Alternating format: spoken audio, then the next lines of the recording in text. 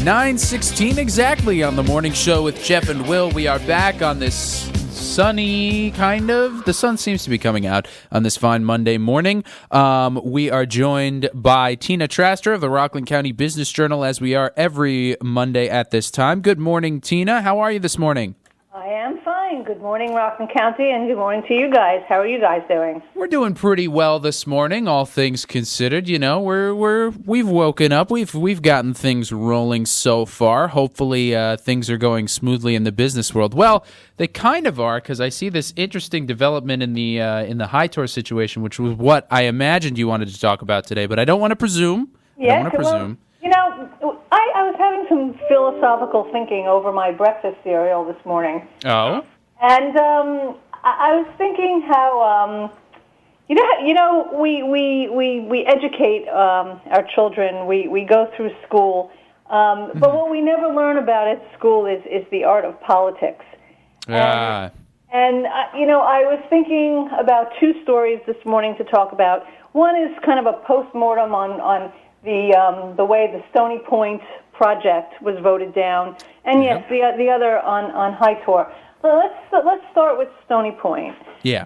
Once again, voters said no to Stony Point, and but by a much bigger margin this time around. Right, and I'm going to look at that. I'm going to dissect this a little bit. Mm-hmm. When it came to the first project, there was about 150 points spread, and it wasn't the first time a development plan had come to that site, but in that particular case, Raja Mar had a vision that included largely a hotel, convention center. He was going to try to purchase the golf course.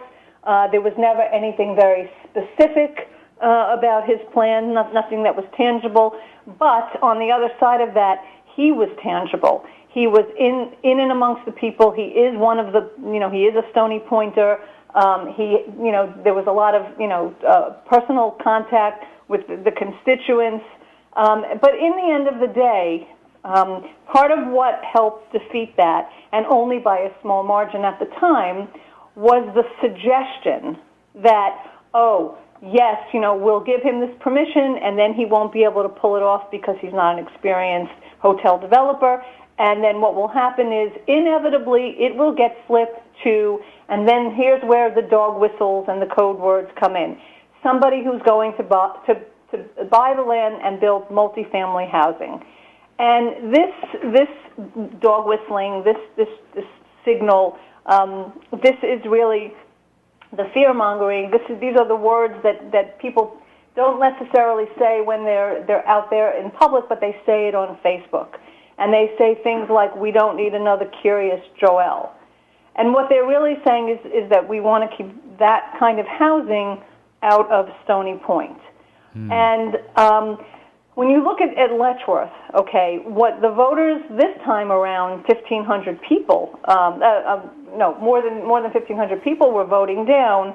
I think what they were once again voting down, or on the basis of what they were voting down, centered on fear. And in the case of what had been on the table this time, in a sense, I think Stony Pointers were really voting against their own interests, because in this current proposal, the developer was willing to clean up the environmental mess on the site at his expense. Mm-hmm. And more specifically, is that the housing that he was proposing, 1- and 2-bedroom apartments, senior living, and memory care living, simply was not the kind of development that people in this county are so universally afraid of. It is true that those kinds of developments are going up in a rapid fire, in Spring Valley and in Ramapo. But if you just look at the architecture, if you just drive around in Spring Valley and you look at the architecture, what those tend to be are these very large structures that are 4, 5, sometimes 6-bedroom units. And so once again, you had a very motivated group of people who were out to, who just seemingly want to defeat any proposal for a piece of land that's been sitting fallow for 20 years And I think if people really want a postmortem, if they want to do some Monday morning quarterbacking, and they really want to look at what is going on here, the same technique is used over and over again. And it makes me just think of politics at the national level. How we seem to win our campaigns, or sometimes we win our campaigns on the basis of fear and certainly disinformation. The current developer, the former developer, but the developer who was proposing for this site, is a veteran developer, and yet, the anti-development faction only had to keep saying yes, but he will or could flip the property. And so you have these words, you have these triggers, and despite all the reporting, I think that we did that was out there, people can be driven by fear, and it shuts them down, it locks them down, and in a sense, I think that they vote against their own interests. It'd be interesting. It's interesting to I don't know about you guys. I still have election night hangover. Of course, in America, election night is election month, so yeah. we're still waiting for the results. But I think that what we found, if there is a postmortem on the national front, it's that perhaps we are getting a little bit more educated to get past the extremist ideas, positions, disinformation. But I just think, kind of bottom line here, that what went down in Stony Point, the developer, I think, just not to give him a pass, also made a fatal error of not really being a known entity to the people. Had he spent time and had he allayed their fears and had he just, showed them more than just a cold presentation, that could have turned the fate too. But instead, the message, kind of like got lit like a forest fire and spread fast. And I would just say, bottom line, really turn the community against its own interest. And just one last addendum to that is, the antis don't have a big vision for this piece of property. When it went down last year, it's not that they had a whole year to come back and say, come back and draw up something, very conceptual or theoretical and say, well, we'd like to see this sort of use or that sort of use. It's not like that. It just seems like it's the intent was to fight it and to use the same techniques. So that's the postmortem through my perspective. I'm not saying that that's fact or gospel. I'm simply saying, from having reported on this story and watched it very carefully and looked at the evolution and tracked Facebook, where you see the most disturbing of comments, that is what I think we can say about what went on here. And I don't know. I think that it's from where I started. I was saying that as we're not educated in politics, and it's a sophisticated.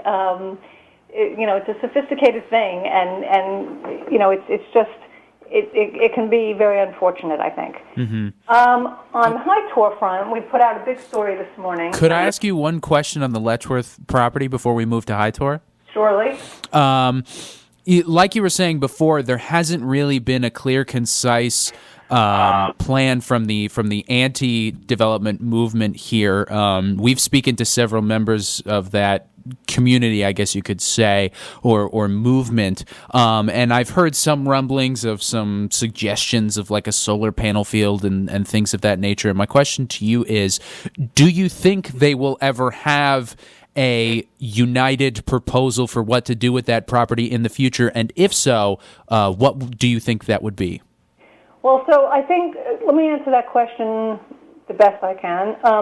First of all, for one thing, right across the way, literally right across Willow Road, they're going to see a development of about 300 units, because in Haverstraw, you don't get this sort of opposition. I don't know why, but it just seems that you simply don't get this.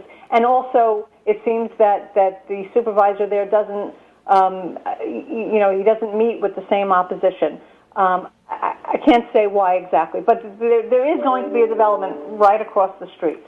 In terms of a logical plan, okay. So first of all, you have to take down all the asbestos-laden buildings. That's probably a $10 million endeavor. Mm-hmm. So there is a huge bond on Stony Pointers' heads right there. That was something that this developer, or even the previous developer, was going to absorb. In terms of, what to do on that site, that would satisfy them specifically. Like, what would satisfy them? Do you think? I really think that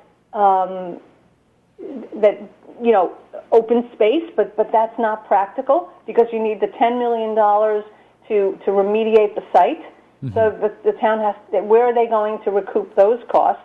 Mm-hmm. And then, a roller rink? I mean, okay, who's going to build that roller rink? I mean, that's a very specific, wish list item that they have in mind. Right. You have to look at where the market is, where the trends are. One of the things that seems to be true about that site, and I don't even know if they wouldn't come out, against retail as well. But that site is not suitable I don't think, for retail or even for warehousing because the site is off the Palisades Parkway and you can't have trucks on that road. So it's not really suitable for like retail or warehousing, those two are hot trends, warehousing, as is senior living. I mean, this is just where the development trends are. They could have a wish list of roller rinks, but are these people going to go out and try to find somebody to build a roller rink? Yeah. It's very short-sighted to keep refusing to do something productive with that piece of land. It's a really big parcel. You've got a really big problem with buildings that are falling down and deteriorating. 2 times around, you have developers who said that they would have taken care of that. And from what I know is, if a developer is going to approach them again, right now they're going to have cold feet. There is not going to be an appetite to take another developer through the mud, drag them through the mud, especially if there's any housing element to this, and bring it back to the public. And at the same time, will they either feel that they have to put it to a referendum or be worried that it will be referendum? So, you have an impasse there. And I considering that the county is in need of housing, in need of specifically millennial and senior housing, especially Stony Point, which has been losing population from the last census and cannot afford to house younger professional people like yourself, it seems to me that the Antis have not made a good argument about why this development wasn't suitable other than to use fear-mongering and tactics that, amount to something that really wasn't even logical. Mm-hmm. It wasn't logical because the units were too small to dovetail with what they were trying to make people fearful about. So, an interesting analysis, and thank you so much for that, Tina. But what's going on with this Hightor situation? Definitely want to cover that today as well. Gosh, yes, what a busy week. Yeah, interesting development. We learned quite a lot last week, and we posted that story late yesterday. So there was the notion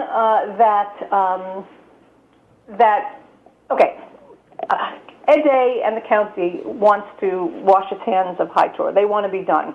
And because these supervisors have made such a play to be in charge of the next county shelter, the next animal shelter, Ed Day is basically saying, okay, supervisors who collectively are now under the auspices of Rockland Green, go ahead and get a contract organized with Hightor, and we'll install you in Hightor.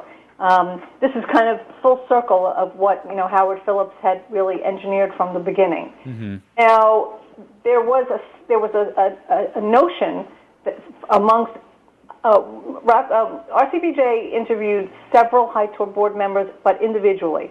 And what we had learned was that they had understood from Rockland Green that Rockland Green had been told that the county was handing them the keys to the shelter on January 1. But Ed Day says, and we have printed this, that is categorically untrue, that the keys are not simply being handed over, that a contract needs to be hammered out, I suppose, that satisfies both sides. So now High-Tour finds itself potentially in bed with Rockland Green. Now, originally what was thought was that Rockland Green, or essentially the coalition of the supervisors, were out there potentially trying to buy 427 Beach Road in Haverstraw, an on-spec warehouse building, and build their own shelter. There's been very little information about the specifics on that.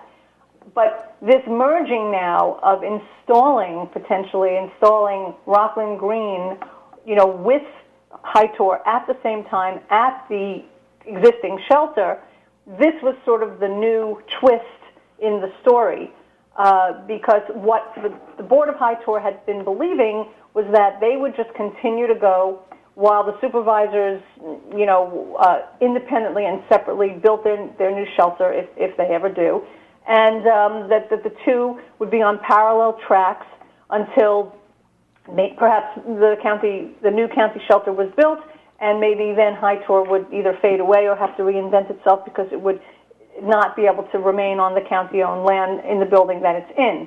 But instead, the new turn is that there's an expectation that these two groups are supposed to come together, and then here's the big, gigantic question mark.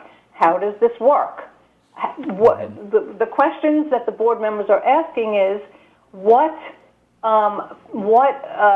power over policy and day-to-day operations and supervision does Rockland Green think that it's entitled to, if they are to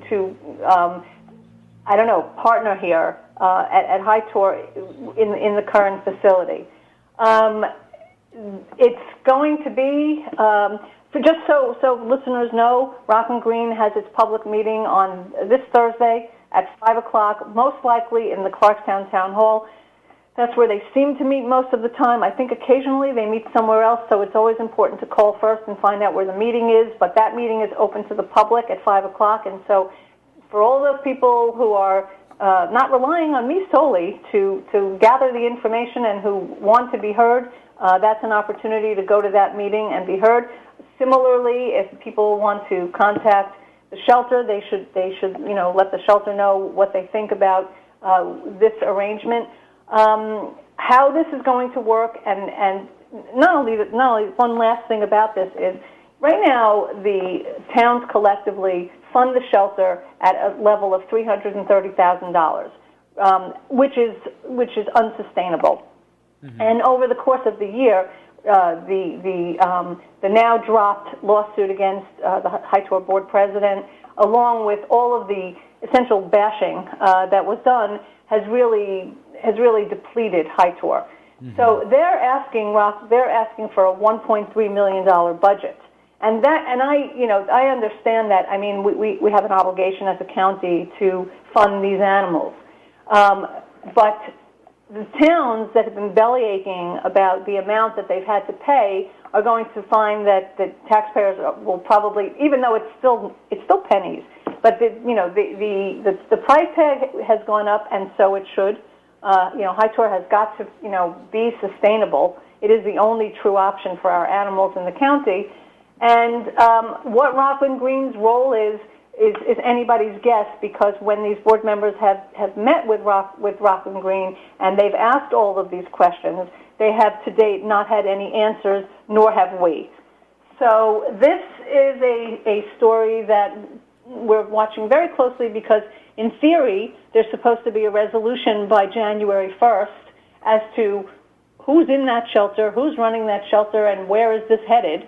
I know that the county executive is looking for a resolution as well, but whether these two sides can meet and agree to a negotiation, we're watching that because it's going to determine a lot of things about what happens next. Indeed, and we'll be watching as well. Just one more time before you go, Tina, when is that public meeting? Okay, so that's this coming Thursday. So that's November 17th at 5 p.m. Maybe you guys can post that on your website. Yeah, we'll definitely be talking about it. We interviewed the supervisor, Howard Phillips, who's head of Rockland Green that day, so we'll definitely be asking him about that as well and what his plans are and how he's looking forward to the contract. Hopefully, looking forward to the contract, obviously. Hopefully he's optimistic about something like that so we can get a clear and concise plan for these animals, because that's all we care about is the welfare of the animals at the end of the day, and hopefully the most positive solution comes out on top. Tina, thank you so much for joining us as you do every Monday at this time. We do appreciate your insight into the Rockland local business world. If anybody out there right now wants any more information, you could, of course, visit their Facebook page, Rockland County Business Journal, or you can visit RCBiz, that's B-I-Z, rcbizjournal.com. Thank you so much, Tina Traster, once again. Have a great week, and we'll talk to you next week. Sounds good. Have a great week, everybody. You too.